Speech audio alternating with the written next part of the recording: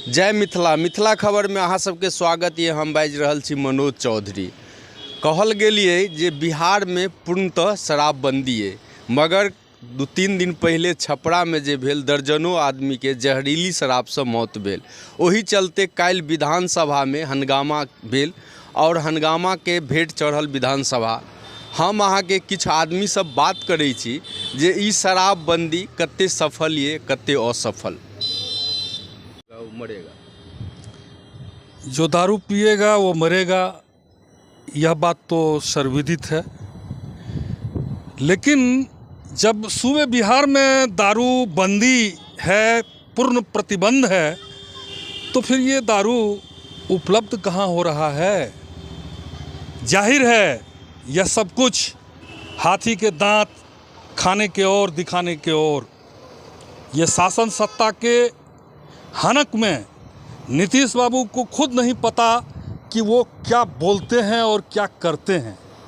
कथनी करनी में जब अंतर मिट जाए तो इसको एक छद्म छलावा और प्रपंचनापूर्ण राजनीति के अतिरिक्त और कुछ नहीं कहा जा सकता है।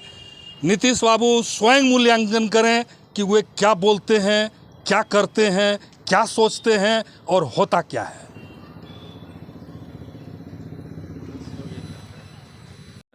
जहरीली शराब से मर गया तो कोई कहा कि इनको मिलना चाहिए कंपल्सन के बाद। जो शराब पिएगा वो तो मरेगा ही। ये तो उदाहरण ही सामने है कि पियोगे तो मरोगे, यही तो बात है। तो इसीलिए अब इसके बारे में तो दुख प्रकट करना चाहिए और उन जगहों पर जा करके समझाना चाहिए। आप देख रहे हैं ना, हम कितना बड़ा अभियान चलाए, समाज सुधार अभियान, और उसको निरंतर जारी करवाते हैं कि साहब लोगों को समझाइए, बताइए, खराब चीज है लेकिन कुछ तो गड़बड़ करता ही न है। अब आज भी कितने लोग पकड़े जाते हैं। तो मैंने अपने अधिकारियों को एक बात कहा है कि देखो, गरीब गुरबा को मत पकड़ो। अगर कोई धंधा करता है तो किसी को पैसा देकर के कहीं भेजवा रहा है, वो मतलब नहीं है। असली जो कर रहा है, शराब बना रहा है और शराब का धंधा कर रहा है, उसको पकड़ो, मेन चीज है। और बाकी लोगों के लिए तो हम कह रहे हैं कि भाई गरीब गुरबा तबका को किसी के काम में इसमें नहीं लगना चाहिए। वो अपना अलग काम करिए और हम लोग 1 लाख रुपया का उनको देने को तैयार हैं कि अपना काम शुरू करिए। जरूरत पड़ेगा तो और ज्यादा हम बढ़ाएंगे, लेकिन कभी किसी को इस धंधा में नहीं लगना चाहिए। बहुत बुरी चीज। और बोलिए, हमने किसके कहने पर किया? बिहार की महिलाओं के ही कहने पर न किया है जी। और महिलाएं कितनी सक्रिय रहती हैं। शराबबंदी लागू हो, इसका मैं पक्षधर शुरू से रहा हूँ और जिला पदाधिकारी के यहाँ 90 ईस्वी से ही इस संबंध में आवाज़ उठाता रहा हूँ कि शराब बंद होना चाहिए। इसलिए जिस समय नीतीश कुमार ने शराबबंदी की घोषणा की, मैंने उसका स्वागत किया था। लेकिन मैं यह नहीं समझ रहा हूँ कि शराबबंदी की घोषणा के बाद भी शराब खुलेआम बिक्री हो रहा है, लोग पकड़े जा रहे हैं, फिर भी शराब बिक्री का सिलसिला बंद नहीं हो रहा है। यहाँ तक कि घर घर में होम डिलीवरी जिसको कहते हैं वो भी हो रहा है। और पहले कम कीमत में मिलता था, अब ज़्यादा कीमत में मिल रहा है। और उसी का नतीजा अभी हाल में देखने को मिला छपरा में, जहाँ सूत्रों के अनुसार 36 आदमियों की मौत जहरीली शराब पीने से हो गई, जिसके कारण बिहार विधानसभा में हो हंगामा हुआ। और उस हो हंगामा के कारण बिहार के माननीय मुख्यमंत्री नीतीश कुमार जी जिस तरीके से अपने तेवर को दिखलाया, उससे लगता है कि उनके मन में निश्चित रूप से कुछ न कुछ चल रहा है। उन्होंने यहाँ तक कह दिया कि 25 का जो चुनाव होगा वो तेजस्वी के नेतृत्व में हम लोग लड़ेंगे। तो 25 का चुनाव जब होगा तब न होगा, अभी 24 में क्या होगा ये तो पहले देख लीजिए। इसलिए ये कहना इस बात को भी इंगित करता है कि निश्चित रूप से दोनों दलों के बीच में कुछ खिचड़ी पक रही है कि तुम मुझे प्रधानमंत्री के लिए समर्थन कर देना, मैं तुम्हें मुख्यमंत्री के लिए समर्थन कर दूंगा। मेरे नज़र से तो यही नज़र आ रहा है। आपको क्या लगता है कि मुख्यमंत्री के कितने दावेदार हैं नीतीश कुमार? मुख्यमंत्री के कितने दावेदार हैं, जब वो सामने आएगा तब अपने आप क्लियर हो जाएगा कि कितने दावेदार हैं। हो सकता है कि उन्हीं के दल में दावेदार निकल आवे। मुख्यमंत्री जी बोले हैं जो जो शराब पिएगा वो मरेगा ही।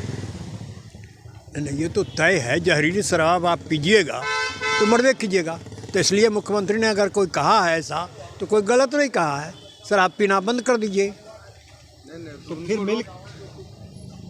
अगर शराब मिल रही है तो कहीं ना कहीं इसमें ढिलाई है। बिल्कुल ढिलाई है, यहाँ तक ढिलाई है कि लोग इसकी आड़ में पैसा कमा रहे हैं। नहीं तो होम डिलीवरी होगा और ब्लैकमेलिंग से शराब मिलेगा और वो पकड़ा नहीं जाएगा। पकड़ा कौन रहा है? छोटा छोटा गरीब मजदूर, धांगर मुशहर जाति के लोग जो बिना उसके रह नहीं सकते हैं। ऐसा है जिसके लिए तनराम मांझी भी बराबर ऐसा कहते रहे हैं। तो निश्चित तौर पर इसमें पुलिस की भी मिली भगत। पुलिस की मिली भगत तो है ही, बिना पुलिस की मिली भगत के कहीं होता है? खुलेआम छूट है तब ना। जो माल दे दिया छूट गया, जो नहीं दिया वो चला गया जेल के अंदर। जो उच्च वर्ग के लोग हैं वो पीते हैं तो पकड़ में नहीं आते हैं। देखिए, बड़े लोगों की बड़ी बात है। तुलसीदास जी ने भी कहा है कि समरथ के नहीं दोष गुसाई। तो जो बड़ा लोग हैं वो करते हैं तो बड़ा लोगों पर हाथ डालने के लिए 50 बार सोचना पड़ेगा, इसलिए बड़ा लोग पर ध्यान नहीं। लेकिन गरीब गुरबा को सताने के लिए उसको बेच दिया, खाना पूर्ति भी हो गया, सब कुछ हो गया। विपक्ष में बीजेपी है, क्या कर रही है? विपक्ष में बीजेपी जो कर रही है वो आपके सामने है। कल भी विधानसभा में आपने देखा ही कि क्या बीजेपी ने किस तरीके से इस बात का विरोध किया है। इससे सरकारी राजस्व का क्या लॉस है? सरकारी राजस्व का तो नुकसान है ही, उसकी भरपाई दूसरे तरीके से की जा सकती है। ऐसा नहीं है कि इसी से होगा, सो बात नहीं है, दूसरे तरीके भी हैं उसके लिए। आप जिनको छुड़ा रहे हैं, जो दुकान कल तक उसी पर कर रहा था, उसी पर निर्भर रह रहा था, उसका खाना पीना, उसके परिवार का खाना पीना, भरण पोषण सब उसी से होता था। अब आज बंदी हो जाने के कारण वो बेरोजगार हो गया। आप उसको उसका कोई अल्टरनेट व्यवस्था करके दे दीजिए, उसको कोई दुकान खुलवा दीजिए ताकि वो अपने बाल बच्चों का भरण पोषण ठीक ढंग से कर दे और उसका ध्यान बढ़ जाएगा। आपका क्या कहना है? शराबबंदी सफल नहीं है? शराबबंदी होना चाहिए, ये मैं सब दिन से कहता रहा हूँ, आज भी कह रहा हूँ।